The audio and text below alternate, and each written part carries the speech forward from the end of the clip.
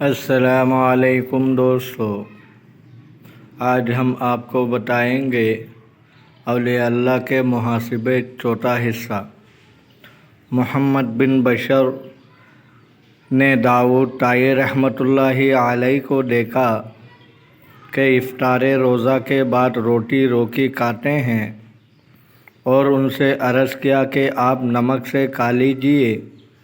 فرمایا میرا نفس اتنا روز سے نمک کا طالب ہے، مگر داؤد جب تک دنیا میں ہے نمک نہیں چکھے گا۔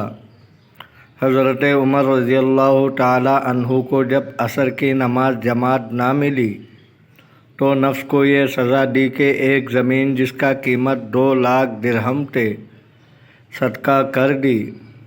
حضرت ابن عمر رضی اللہ تعالی عنہ کا دستور تھا کہ جب آپ سے جماعت فوت ہو جاتی تو اس شب تمام رات جاگتے، اور ایک بار نماز مغرب میں اتنی دیر ہوئی کہ 2 ستارے نکل آئے۔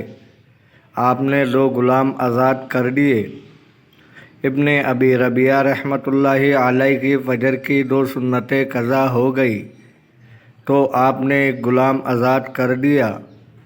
حضرت حسن رضی اللہ تعالی عنہ فرماتے ہیں کہ میں نے بہت سے لوگوں کو دیکھا اور ان میں سے ایسی جماعتوں کے ساتھ رہا کہ وہ دنیا کے کسی چیز کے آنے سے خوش نہ ہوتے اور نہ کسی چیز کے جانے کا غم کرتی۔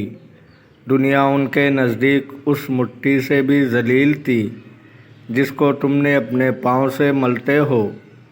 بعض ان میں سے ایسے تھے کہ عمر بھر کبھی ان کے لیے کپڑا نہ طے ہوا اور نہ کبھی اپنی بیوی سے کھانے کی فرمائش کی اور نہ کبھی زمین پر سونے کے لیے کوئی چیز بچھائی، اور ان کو میں نے کتاب اللہ اور حدیث پر عامل پایا۔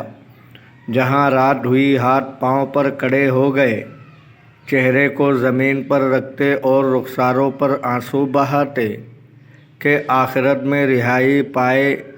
جب کوئی اچھی بات کرتے تو اس سے خوش ہوتے اور اس کے شکر میں جدوجہد کرتے اور اللہ تعالیٰ سے اس کو قبول فرمانے کی دعا مانگتے، اور جب کوئی برائی کرتے تو اس سے غمگین ہوتے اور خدا تعالیٰ سے درخواست کرتے کہ ہماری اس خطا کو معاف فرما۔